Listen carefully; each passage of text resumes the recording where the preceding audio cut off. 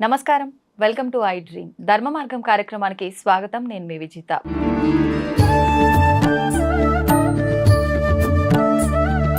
ప్రస్తుతం మనతో పాటు ఉన్నారు ప్రముఖులు, మనందరికీ ఎంతో సుపరిచితులు, చిర్రావూరి గారు. ఇప్పుడు వారితో మాట్లాడి మరిన్ని విషయాలు తెలుసుకునే ప్రయత్నం చేద్దాం. నమస్కారం అండి. శ్రీమాత్రే నమః తల్లి. చాలా రోజులకి అనుకుంటున్నా మిమ్మల్ని కలవాలని, ఫైనల్లీ కలిశాను. సంతోషం. నేను కూడా దాదాపుగా బయటికి ఎక్కడికి వెళ్ళను, నా ఛానల్లోనే తప్ప. కానీ బయటికి రావాల్సినటువంటి పరిస్థితి వచ్చింది కాబట్టి వచ్చాను. అవునమ్మా, సంతోషం అండి. అయితే ఒక ఆడ మనిషి అని చెప్పాలో లేదంటే మగ మనిషి అని చెప్పాలో, ట్రాన్స్ అని చెప్పాలో నాకు అర్థం కావట్లేదు. కానీ ఒక అఘోరిని, నాగసాధువును అని చెప్పి ఒక 2 నెలలుగా మన తెలంగాణ ప్రాంతంలో తిరుగుతూ, మరి ఈ మధ్య కాలంలో ఒక వారం రోజుల నుంచి చాలా హడావిడి చేస్తూ అన్ని మీడియా ఛానల్స్లో ఒక ఊపేసిందనే చెప్పాలి. అసలు ఏంటండి, మనకు తెలిసినంత వరకు అఘోరాలు అనంటే కొన్ని నియమాలు ఉంటాయి. అసలు వాళ్ళు జన సంచారంలోకి రారు అని చెప్పి, కుంభమేళాలు ఇలాంటివి ఉన్నప్పుడు మాత్రమే వస్తారని చెప్పి రకరకాలుగా వింటుంటాం. వాళ్ళకు అసలు శరీరంపై వ్యామోహం ఉండదని చెప్పి, కోరికలు ఇలాంటివి ఉండవని చెప్పి వింటుంటాం. కానీ ఈవిడ చూస్తే అఘోరిని అని చెప్తూ రకరకాల పూజలు చేస్తూ, అఘోరాలకు సంబంధించిన పూజలు చేస్తున్నట్టు కనిపిస్తున్నా, మన మానవులం ఏదైతే ఫాలో అవుతామో రెడీ అవ్వడం గురించి అలాంటివన్నీ కూడా ఫాలో అవుతున్నారు. నిజంగా ఇది అఘోరి తత్వంలో ఉంటుందంటారా? ఈమె నిజమైన అఘోరా అని భావించవచ్చు అంటారా? అసలు యథార్థానికమ్మా శైవంలో ప్రత్యేకించి ఈ అఘోర సాంప్రదాయం అనేది అక్కడి నుంచి వచ్చింది. శివభక్తులే ఎక్కువగా అఘోరాలు. అఘోరాల్లో కూడా నాగసాధువులు, దిగంబరులు కూడా ఉన్నారు. మనకి వాళ్ళు జనబాహుళ్యంలోకి రారు. వాళ్ళు ఎంతసేపు కూడా కుంభమేళాల సమయంలో మాత్రమే కనిపిస్తారు. వాళ్ళు హిమాలయాల లాంటి ప్రదేశాల్లో, దుర్గమమైనటువంటి మంచు పర్వతాల్లో కూడా అతి శీతలమైనటువంటి జలాలతో స్నానాలు చేస్తూ, అతి కఠినమైనటువంటి నియమాల్ని పాటిస్తూ శివారాధన చేస్తారు. వాళ్ళని సాక్షాత్తు శివస్వరూపంగా చెప్పుకోవచ్చు. మనకి మహన్యాసంలో ఒక మాట ఉంటుంది, నా రుద్రమర్చయేతు. రుద్రుడిని పూజించాలంటే ముందు నేను రుద్రుడిగా మారాలి. కాబట్టి రుద్రుడిగా మనం మారాలంటే మనలోకి రుద్రత్వాన్ని ఆపాదించుకోవాలి. అఘోర సాధువులు చేసేది ఏంటి అంటే సాక్షాత్తు తాము రుద్రులుగా మారి, ఎలాగంటే శివుడు ఏ విధంగా ఉంటాడు, వ్యాఘ్ర చర్మోత్తరీయకం కమండల్ వక్షసూత్రధరం అన్నట్టుగా ఆయన ఏ విధంగా అయితే ఉంటారో, పుర్రెలమాల ధరించడం దగ్గర నుంచి, ఒంటికి విభూతి రాసుకోవడం దగ్గర నుంచి, తైల సంస్కారం లేనటువంటి కపర్ధి అంటారు శివుణ్ణి. కపర్ధి అంటే జుట్టు పెరిగిపోయి, తైల సంస్కారం అంటే నూనె రాయకుండగా ముడులు పడిపోయి, చిక్కులు పడిపోయి, జటలు కట్టేసినటువంటి వాడిని కపర్ధి అని పిలుస్తారనమాట. కపర్ధి అన్నట్టుగా ఆ కపర్ధిగా తాము మారడానికి ప్రయత్నం చేస్తారు. వాళ్ళు ఎంతసేపు కూడా శివతంత్రంలోనే ఉంటారు, శైవానుగ్రహం పొందడానికే ప్రయత్నం చేస్తారు. ప్రత్యేకించి కుంభమేళాల సమయంలో కూడా కొన్ని లక్షల మంది సాధువులు స్నానం చేయడానికి వస్తారు. ఈ అఘోర సాధువుల్లో కూడా దిగంబరులను ప్రత్యేకంగా ఉంటారనమాట. వాళ్ళనే నాగ సాధువులు. వస్త్రాలు ఉండవు దిగంబరులు. దిగంబరుడు అంటే అర్థం ఏంటి అంటే దిక్ అంబరము. అంబరం అంటే వస్త్రం. దిక్కుల్నే బట్టలుగా కలిగి ఉన్నటువంటి వాడు. ఆయన ప్రత్యేకించి బట్టలు వేసుకోవాల్సినటువంటి పని ఏం లేదనమాట. కాబట్టి దిగంబరులుగా ఉంటూ ఈ సాధువులందరూ కూడా దిగంబరులు మొదటి స్నానం, తొలి స్నానం చెయ్యాలని చెప్పి ఎదురు చూస్తూ ఉంటారు. అందుకని నాగసాధువులు, దిగంబరులు వచ్చి తొలి స్నానము చేసి వెళ్ళిన తరువాత మిగిలినటువంటి అఘోరులందరూ మనమంతా కూడా స్నానం చేస్తాం. కుంభమేళా సమయంలో మనం చేస్తాం అన్నమాట. కాబట్టి వాళ్ళకంత విశేషం ఉంది. ఇందులో చాలామంది చెప్పినటువంటి మాట ఏంటయ్యా అంటే, కొన్ని లక్షల మంది కుంభమేళాకు వస్తారా, కుంభమేళాలో స్నానం చేసేసి వెళ్ళిపోతుంటే ఎక్కడా ఒక బస్సు ఎక్కినట్టు కానీ, ఒక కారు ఎక్కినట్టు కానీ, ఒక లారీ ఎక్కినట్టు కానీ, ఒక చోట నడుస్తున్నట్టు కానీ ఇన్ని లక్షల మంది కనబడరట. కాసేపటికి సాయంత్రానికి వీళ్ళు ఎటు వెళ్ళిపోయారు, ఎక్కడికి వెళ్ళిపోయారు వెతుక్కోవడం, అదృశ్యం అయిపోతారట వాళ్ళు. అలాంటి శక్తులు ఉంటాయి. అదే కదా అఘోర సాంప్రదాయం అనేటటువంటి చాలా విశేషమైన సాంప్రదాయం. ఉత్తర భారతదేశంలో నాథ సాంప్రదాయం, అఘోర సాంప్రదాయం చాలా ఉన్నాయి. కాబట్టి ఈ అఘోర సాధువులు అక్కడ ఉంటారు అంతే తప్ప, అఘోర సాధువులు లిప్స్టిక్స్ వేసుకుని, పుర్రెలమాల కారులో పెట్టుకుని, కారులో ఒక 3 సెల్ ఫోన్లు పెట్టుకుని, కారు మీద డిజైన్లు వేసుకుని హడావుడి చేయరు. ఇంకా విశేషం ఏంటంటే మన మీడియా ఛానల్సే మన వాళ్ళే హైప్ చేశారు. యథార్థంగా రోజు పొద్దున్న చూడడం లేడీ అఘోరి అని పెడుతున్నారు. ఈ లేడీ అఘోరి ఏంట్రా అని చెప్పేసి అని చూసేటప్పటికి ఆ ఫోటోలు, ఆ వీడియోలు, ముత్యాలమ్మ గుళ్ళో అక్కడ అమ్మవారిని ఇబ్బంది పెడితే ఆ విగ్రహాన్ని అక్కడికి వెళ్ళిపోయి ఇప్పుడు హోమం చేసేసిందిట, ఈవిడ నిలబడింది అక్కడికి వచ్చేసింది అనేటప్పటికి సెంటిమెంట్ అనేది ఒకటి ఉంటుంది. అయ్యో మన ఉచ్చారంలో ఇలా జరిగింది బాధలో ఉన్నటువంటి వాళ్ళు ఎవరో లేడీ అఘోరి వచ్చిందిట, ఆవిడ ఏదో చేసేస్తుందట తంత్రం అనేటప్పటికి ఇంకా హైప్ చేయడం మొదలుపెట్టారు. చివరికి ఎలా చేశారయ్యా అంటే దీన్ని ఆవిడ ఆడదా మగవాడ ట్రాన్స్జెండర్ అనడం కూడా తప్పుగా చాలా మంది తప్పు పడుతున్నారు. కానీ జెండర్ అంటే మేలా ఫిమేలా, ట్రాన్స్ అంటే మార్చుకోవడం, ట్రాన్స్జెండర్ మగవాళ్ళు ఆడవాళ్ళుగా మార్పు చెందడం, ఆడవాళ్ళు మగవాళ్ళుగా చెందడం. ఆవిడ పేరు శ్రీనివాస్ అని ఒకళ్ళు, వెంకటలక్ష్మి అని ఒకళ్ళు, ఈ విధంగా చేసేసారు.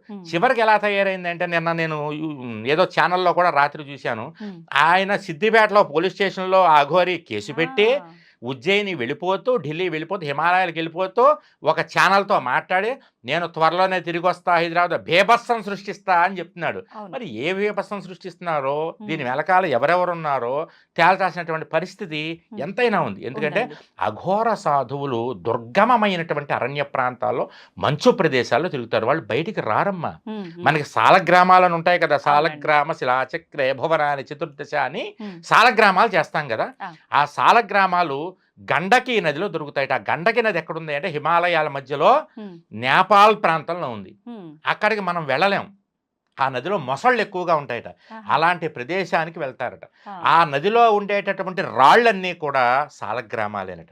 నదీ గర్భంలో ఉంటాయి ఆ రాళ్ళన్నీ. వీళ్ళేం చేస్తారు, కార్తీక పౌర్ణమి రోజున శివరాత్రి రోజున అర్ధరాత్రి సమయంలో నదీ గర్భంలో ఉన్నటువంటి సాలగ్రామాలు స్నానం చేయడానికి పైకి వస్తాయట. ఆ రాళ్ళన్నీ కూడా సాలగ్రామాలు పైకొచ్చి ఇలా 3 మునకలేసి మళ్ళీ గర్భంలోకి వెళ్ళిపోతాయి. ఈ సాధువులు వెళ్ళి అఘోర సాధువులు వెళ్ళి ఆ సమయంలో ఆ పైకి వచ్చేటువంటి వాటిని తీసి జోల్లో వేసుకుంటారు. వాటిని వాళ్ళు ఏం చేస్తారు, వాళ్ళు కొన్ని హుక్కా పీల్చడం లాంటివి చేస్తారు కదా, వాటికి సంబంధించి ఆ సాలగ్రామాలను ఇచ్చి దానికి సంబంధించినటువంటి పదార్థాలు వాళ్ళు వ్యాపారుల దగ్గర నుంచి వస్తు మార్పిడిలో తీసుకుంటారు. ధనం రూపంలో ఇవ్వలేరు కాబట్టి అవి ఇస్తారు. వాళ్ళేమో నల్ల మందు లాంటివి వాళ్ళు ఇవి పీలుస్తారు కదా, వాళ్ళు చేసుకునేటటువంటివి. ఎందుకంటే నాథ సాంప్రదాయాలు ప్రత్యేకించి అఘోర సాంప్రదాయాలు అవి తప్పు కాదు వాళ్ళకి. ఇంకా చెప్పాలి, మన త్రిమూర్తుల వ్రతం అని చెప్పి ఒక వ్రతం చేస్తారు ఇళ్ళు. ఆ ఇంట్లో చెప్పకూడదు కానీ ఆ ధూపం వేసేటటువంటి సాంప్రదాయం ఉందన్నమాట. మనం ఏదైతే ప్రభుత్వం నిషేధించిందో ఆ ఆకుని ధూపంగా వేసేటటువంటి సాంప్రదాయం ఇప్పటికీ ఉంది, చేసేవాళ్ళు ఉన్నారు. ఏ ప్రాంతంలో చేస్తుంటారు? దాదాపుగా త్రినాథ వ్రతం అనేది వంశపారంపర్యంగా ఆనవాయితీ ఉంటుందమ్మా. అది ఆనవాయితీ అనంత పద్మనాభ స్వామి వారి వ్రతం ఒకటి, త్రినాథ వ్రతం ఒకటి, అది ఆనవాయితీ ఉన్నవాళ్ళు చేసుకుంటారు అన్నమాట. కాబట్టి దాంట్లో ఈ ప్రభుత్వం నిషేధించినటువంటి నిషేధిత వస్తువుల జాబితాలో ఉన్నటువంటి ఆకుంది చూసారా, ఆ ఆకుని ధూపం వేసి త్రినాథుడికి ధూపం వేయాలి, అది కంపల్సరీ అందులో అనమాట. ఆ విధంగా వేయాలి, పూజలో భాగం అది. కాబట్టి ఆ విధంగా వాళ్ళు వినియోగించుకుంటారు అన్నమాట. ఆ విధంగా సాలగ్రామాలు మనకు వస్తాయి. అసలు నాగ సాంప్రదాయం అంటేనే అద్భుతమైనటువంటి సాంప్రదాయం. వాళ్ళు శరీరం మీద భ్రాంతి ఉండదు వాళ్ళకి. వాళ్ళు శవాలను తింటారు, అన్ని శవాలని తినరు. మనకు కనపడే వాళ్ళు టీవీలో వచ్చేవాళ్ళంతా వీళ్ళంతా భోగస్ అఘోరాలు. ఈవిడ కూడా నేను దాదాపు 1000 శవాలని తిన్నాను ఇప్పటి వరకు, వారంకి ఒక శవం తినేస్తాను అలా ఓపెన్ గా మీడియాలో చెప్తే ముందు అర్జెంట్ గా లోపల వేయాలి అలాంటి వాళ్ళని. మనం వాళ్ళని ఉపేక్షించద్దు. వారానికి ఒక శవం తినేసి 1000 శవాలు తినేస్తే అక్కడ రాబందుకి నీకు తేడా ఏముంది? అక్కడ జ్ఞానం లేనటువంటి రాబందంతో ఇక్కడ జ్ఞానం అని నువ్వు, అంతేగా నువ్వేం నేర్చుకున్నావు నువ్వు?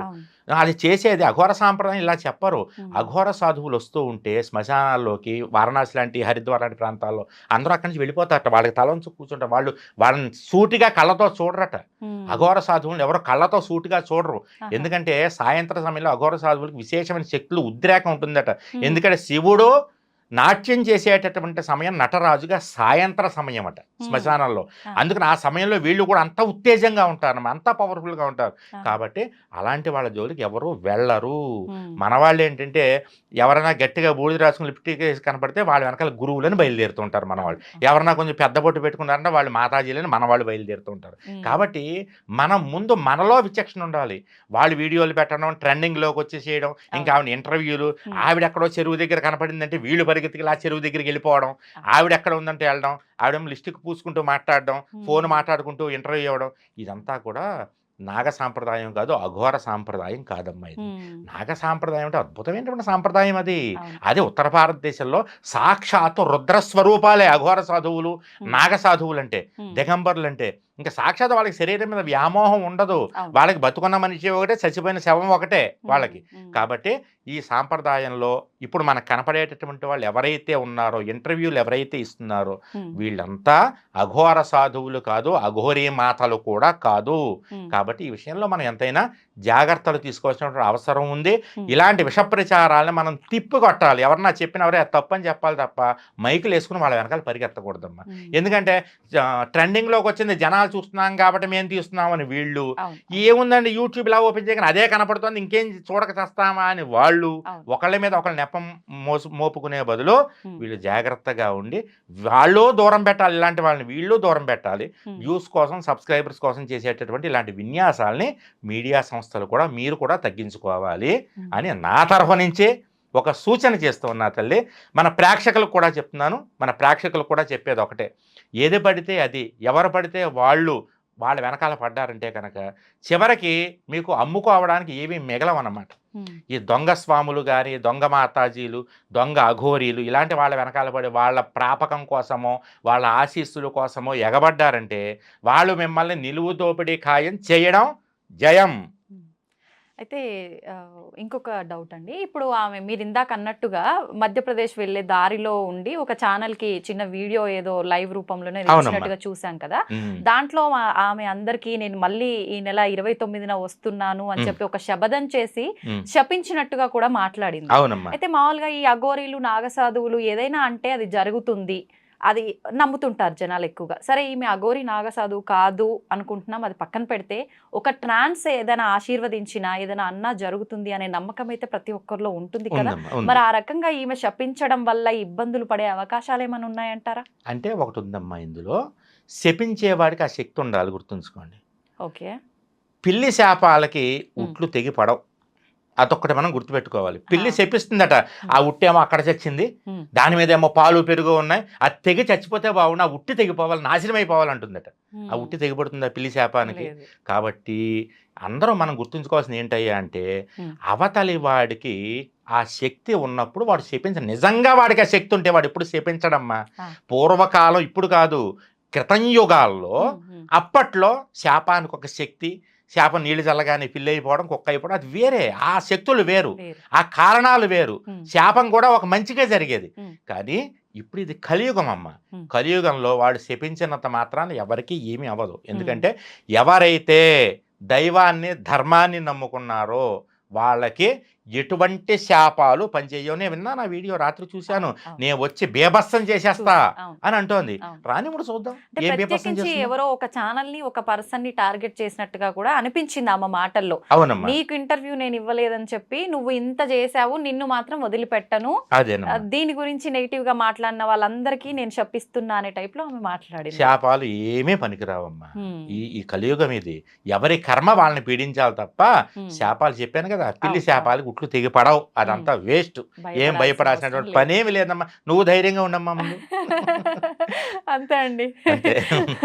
థ్యాంక్ యూ అండి, చాలా క్లియర్ గా అంటే చెప్పకుండానే చెప్పేసి. ఇంకొక రహస్యం ఉంది మనం తెలుసుకోవాల్సింది. ఏంటండి? అఘోరీలు చెప్పిస్తారా, మాట్లాడతారా ఫోన్ అంటే? అఘోరీలు అసలు మాట్లాడరు. నాగసాధువులు వాళ్ళు ఎవరితో మాట్లాడరు, అసలు వాళ్ళ నోట్లోంచి మాట రాదు. ఒకటే గుర్తుంచుకోండి, వాళ్ళ నోట్లోంచి ఒక మాట్లాడడం చూసిన వాళ్ళు ఎవరు లేరమ్మా ఇప్పుడు.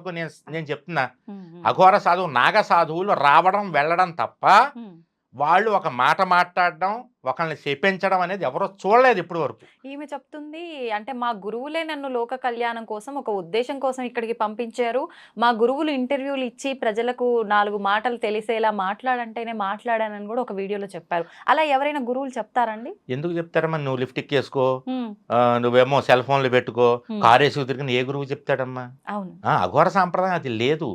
అంటే ఈవిడే ఇలా ఉందంటే ఇంకా గురువు ఎలాంటి వాడో మనం అర్థం చేసుకోవాలి. అర్థమైందా?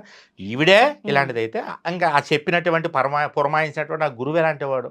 ఎందుకంటే ఇంటిని చూసి ఇల్లాలు చూడమన్నారు, గురువుని చూసి శిష్యుని చూడాలి. ఇక్కడ ఏమైంది, శిష్యుని చూసి గురువుని అనుమానించాల్సి వస్తుంది గొడవ. కాబట్టి అలాంటి గురువులు ఈ లోకానికే భారం. అలాంటి వాళ్ళని తయారు చేసే గురువులు భూమికి భారం అని నేనైతే అనుకుంటున్నాను. అయితే నేను ఒక వ్యక్తితో ఈ విషయం గురించి మాట్లాడదామా మనం ఏమైనా అని, ఆయన ఒక సాధువు లాంటి అతను, తనతో మాట్లాడితే తను చెప్పింది ఏంటంటే, తను తపస్సు చేసింది, అఘోర దీక్ష కోసం, సాధన కోసం కృషి చేసింది, ఇదంతా నిజమే, మాకు తెలుసు. కాకపోతే తనకు మాట్లాడడము రాక మీడియా ముందు ఏదేదో మాట్లాడటం వల్ల వచ్చిన ఇబ్బంది ఇదంతా అని చెప్పి అంటున్నారు. అది ఎంతవరకు నమ్మొచ్చంటారు? ఏమో మరి నేనైతే ఆవిడ తపస్సు చేయడం నేను చూడలేదు కాబట్టి దాని గురించి నేను కామెంట్ చేయలేను. ఇప్పుడు ఆయన చూశాడు కాబట్టి హ్మ్. మరి ఆయన చెప్తే మరి అది నిజమై ఉండొచ్చు. హ్మ్. కానీ తపస్సు చేయడం అంటే జ్ఞానాన్ని పొందడం కోసం పొందటం. తపస్సు. అవును. జ్ఞానం లేనటువంటి తపస్సు చేసి ఉపయోగం ఏంటంటా నేను. అంతే. నీకు జ్ఞానం లేనటువంటి తపస్సు చేసి కూడా ఉపయోగం ఏంటి నువ్వు? అవును. నీ గురువు నీకు చెప్పినటువంటి మార్గం ఏంటి? తపస్సు చేయడం వల్ల, చదువుకోవడం వల్ల నీకు విజ్ఞానం పెరగాలి. ఆ. చదువుకోవడం వల్ల సంస్కారం వస్తుంది. అంతే. సంస్కారం లేని చదువు ఎందుకమ్మా? గురువు లేని విద్య గుడ్డి విద్య అన్నారు అంతే. కదా. అంతే. మరి నువ్వు చదివి తపస్సు చేసినప్పుడు సంస్కార జ్ఞానం లేనప్పుడు ఇంకెందుకు? కాబట్టి మనం దాని గురించి ఎవరిని నిందించలేం. అంతే. చూసే వాళ్ళని తిట్టాలి. అంతే. నువ్వు చూసినావు కాబట్టి వాళ్ళు మాట్లాడుతున్నారు, నువ్వు ట్రెండింగ్ చేస్తున్నావు కాబట్టి వాళ్ళు అలా ఇష్టం వచ్చినట్టు చేస్తున్నారు. అంతకుమించి మనం ఏం మాట్లాడలేం దాని గురించి. నిజమే అండి మీరు చెప్పింది. జ్ఞానము పొందడం కోసము విద్యలు నేర్చుకుంటారు. ఆ జ్ఞానంతోటే వాళ్ళు ఎక్కడ ఏం మాట్లాడాలి, ఏం చెయ్యాలి అనేది ఒక నిగ్రహం అనేది వాళ్ళ చేతిలో ఉంటుంది. అటువంటి నిగ్రహాన్ని తను కోల్పోయి నోటికి ఇష్టం వచ్చినట్టుగా మాట్లాడుతుంది అంటేనే మనం అర్థం అర్థం చేసుకోవాలి. చేసుకోవాలి. ఇంకో విషయం మనం గుర్తుంచుకోవాలి, ఎక్కడ నెగ్గాలో కాదు ఎక్కడ తగ్గాలో తెలుసుకున్నాడు గొప్పోడు. ఈ కరెక్ట్. సినిమా డైలాగే కదమ్మా, మా తాత 40 ఏళ్ళ క్రితం ఈ మాట నాకు చెప్పాడు. మా తాతగారు నాకు చదువు చెప్తున్నప్పుడు చెప్పేవాడు, రే ఎక్కడ నెగ్గాలో కాదురా ఎక్కడ తగ్గాలో తెలుసుకున్నటువంటి వాడే హనుమంతుడు. హనుమంతుడికి అంత శక్తి ఉంది, అవును. కానీ ఆ శక్తి ఎక్కడ చూపించాలో, ఉమ్. ఎక్కడ ఒదిగి ఉండాలో, ఎక్కడ నెగ్గాలో, ఎక్కడ తగ్గాలో ఆయనకి తెలిసినట్టుగా ఎవరికీ తెలియదురా అబ్బాయి. ఉమ్. కాబట్టి ఆంజనేయుల్లా ఉండడానికి ప్రయత్నం చేయని చెప్పేవాడు అనమాట. ఉమ్. కాబట్టి మనకి ఈ విషయం తెలియగానే మనం ఉమ్. ఎగిరి పడకూడదమ్మా. అవును. మనం జాగ్రత్తగా ఎక్కడ నెగ్గాలో ఎక్కడ తగ్గాలో అది చూసుకుని ఉమ్. మనం చేసుకుంటే అది ఉత్తమమైనటువంటి విద్య. అవును. మన గురువుకి మనం ఇచ్చేటటువంటి, మన సాంప్రదాయానికి మనం ఇచ్చేటటువంటి, మన ధర్మ మార్గానికి మనం ఇచ్చేటటువంటి ఉమ్. గౌరవం అది. అవును. అయితే ఈమె ఇంకొక మాట అన్నదండి. ఏంటి అంటే, నేను లోక కళ్యాణం కోసం ఇక్కడికి వచ్చాను, మా గురువులు అందుకోసం నన్ను పంపించారు అని అంటే, ఒక యాంకర్ అడిగిన ప్రశ్న, లోక కళ్యాణం అంటే ఏంటి, దేనికోసం పంపించారు అని అంటే, నేను చాలా మందికి ఆరోగ్య పరిస్థితి బాలేక చావు బతుకులలో ఉన్న వాళ్ళకి కూడా ఆ వ్యాధి పెద్ద పెద్ద వ్యాధుల్ని నేను నయం చేశాను అని చెప్పారు. నిజంగా అఘోరాల దగ్గర, నాగసాధువుల దగ్గర అట్లాంటి రోగాలని నయం చేసే శక్తి ఉంటుందంటారా? శక్తి ఉండొచ్చు, కానీ వాళ్ళు ఇలాగ రోడ్ల మీద పడి ఎవరికి వైద్యాలు చేయరమ్మా. మన వైద్యం అనేది, వైద్య వృత్తి మన గవర్నమెంట్ చట్టం అంగీకరించదు. మనకి ఇష్టం వచ్చినటువంటి నాటు వైద్యాలు చేస్తా ఉంటే రోడ్ల మీదకి వెళ్ళి ఒప్పుకోదు గవర్నమెంట్. కాబట్టి నీకు శక్తి ఉంటే నీ దగ్గరికి ఎవరు వస్తారో వాళ్ళకి చేసుకో వైద్యం. ఈ డాక్టర్లు కూడా చట్టం ఏం చెప్తుందో తెలుసా? నువ్వు ఇష్టం వచ్చినట్టు వైద్యం చేయడానికి పనికిరాదమ్మా, నీ దగ్గరకు వచ్చి ఎవరన్నా వైద్యం అడిగితే చెయ్యి, లేదు ఎమర్జెన్సీలో ఎవరన్నా ఉన్నాడు రోడ్డు మీద నీకు కనపడితే చెయ్యి. అంతే, నువ్వు రోడ్లు పట్టుకుని కనపడేవాడికి అలా ఆపరేషన్ చేస్తా అంటే ఎలాగా? కాబట్టి అలా చేయడానికి పనికిరాదు. మనకు ఒక యాక్ట్ ఒకటి ఉంది ఇలాంటి వాటన్నిటికీ కూడా, వీటన్నిటికీ Indian drugs and magical remedies act 1954, అబ్జెక్షనల్ advertisements act అని ఒకటి ఉంది. ఎవరైనా నేను మందు ఇస్తాం ఫలానా వైద్యానికి అని గవర్నమెంట్ సర్టిఫికేషన్ లేని మందు ఇచ్చినా, ఇదిగో ఇది కట్టేసుకోండి, ఇది వేసేసుకోండి మేడం మీ పని అయిపోతున్నాను, మ్యాజికల్ వస్తువు ఇచ్చినా, అబ్జెక్షనల్ అడ్వర్టైజ్మెంట్స్ అని అంటారు అన్నమాట. అబ్జెక్షనల్గా చేసే అడ్వర్టైజ్మెంట్స్ చేసిన అది చట్టరీత్యా నేరం. 1954 ప్రకారం ఐపీసీ అది చట్టరీత్యా నేరం, వాళ్ళకి జైలు శిక్ష ఉంటుంది. ఇలాగ నేను చేసేస్తాను, నా దగ్గరికి వచ్చిన వాళ్ళకి మంత్రం వేసేసే వాళ్ళకి రోగం తగ్గిపోతుందని చెప్పడం, లేకపోతే ఈ మాల వేసుకోండి మీకు అయిపోతుంది, ఇంకేం ఉండదు, మీకు రోగం తగ్గిపోతుందని చెప్పడం, క్యాన్సర్ తగ్గిపోతుందని చెప్పడం, ఈ రత్నం అదృష్ట రత్నం పెట్టేసుకోండి అని చెప్పడం, ఇవన్నీ చట్టరీత్యా నేరాలు. ఇంకో విషయం చెప్పమంటారా మీకు? మొన్నే అది అయ్యింది, మొన్న మధ్యనే వచ్చింది. ఏంటంటే ఇది వరకు ఇప్పుడు హార్లిక్స్ యాడ్ ఉంది అనుకో, బూస్ట్ యాడ్ ఉంది, నేను బూస్ట్ తాగను తింటాను అని చెప్పేసి ఈయన చెప్తాడు సచిన్ టెండూల్కర్. ఇదివరకు ఏమనుకునేవారు, ఆయన చెప్పాడు కూడా మనం తినేవాళ్ళం కొనుక్కునేవాళ్ళం. అది పని చేయలేదు అనుకోండి బూస్ట్, మనం ఎవరి మీద వేస్తాం కేసు? ఓన్లీ కంపెనీ మీద వేస్తాం. ఆ యాడ్ చేసిన వాడికి సంబంధం లేదు సచిన్ టెండూల్కర్కి. ఇప్పుడు అలా కాదు, మీకు కనుక అది పని చేయకపోతే మీరు కన్జ్యూమర్ యాక్ట్ సిసి అంటారు అన్నమాట, దాన్ని సెంట్రల్ కన్జ్యూమర్ ప్రొటెక్షన్ యాక్ట్, దాని పేరు CCPA. దాని ప్రకారం నాకు ఇది పని చేయలేదు, నేను కొన్నాను, దీన్ని ఫలానా వాడు అడ్వర్టైజ్మెంట్ చేశాడు, టీవీలో చూశాను, ఆ హీరో గారు చేశాడు కాబట్టి ఆయన కూడా పిలవండి అంటే కాలర్ పట్టుకుని లాక్కొచ్చి కూర్చోబెడుతుంది గవర్నమెంట్. ఇప్పుడు అది ఎవరికి తెలియదు, ఆ అమెండ్మెంట్ ఎవరికి తెలియదు. కాబట్టి ఇప్పుడు ప్రతి వాళ్ళు జాగ్రత్తగా ఉండాల్సిన, నోరు అదుపులో పెట్టుకోవాల్సినటువంటి సమయం. లీగల్గా చాలా ఇబ్బందులు ఎదుర్కోవాల్సి వస్తుందమ్మా. లీగల్గా చాలా ఇబ్బందులు ఉన్నాయి. కాబట్టి ఎవరో కూడా ఈ మధ్యకాలం మేము ప్రమోషన్లు చేసేస్తామండి, మేము చేసేస్తాం అంటున్నారు. మేము చేసాం, పెద్ద పెద్ద హీరోలు చేసినప్పుడు మేమేంటి అనడం కాదు. మీ ప్రమోషన్ వల్ల ఎవడన్నా సామాను కొంటే వాడు ఎఫెక్ట్ అయితే ఆ సామాను అమ్మిన వాడితో పాటు ఆ సామాను కొనమని ప్రమోషన్ చేసిన మీరు కూడా కోర్టుకి రావాల్సి ఉంటుంది. కాబట్టి ఎవరైనా ఈ మ్యాజికల్ రెమెడీస్, మ్యాజికల్ డ్రగ్స్ లాంటివి నేను వైద్యం చేసేస్తా, రోగాలను తగ్గిస్తా, మా గురువు చెప్పాడు, నాకు మంత్రదండం ఉంది, ఇలాంటి విన్యాసాలు ఎవరో చెయ్యకూడదు. జనాలు నమ్మి వచ్చినప్పుడు వాళ్ళకి ధైర్యం చెప్పడానికి ఏదైనా చెయ్యి. అంతే తప్ప నీ ఇష్టం వచ్చినట్టుగా నేను చేసేస్తానంటే మాత్రం చట్టరీత్యా లీగల్గా మీరు ఎదుర్కోవాల్సి వస్తుంది. సంతోషం అండి, చాలా మంచి విషయాలు తెలియజేశారు. నిజంగా అఘోరా విషయంలో చాలా మందికి ఉన్న డౌట్స్ అన్ని ఈ వీడియోతో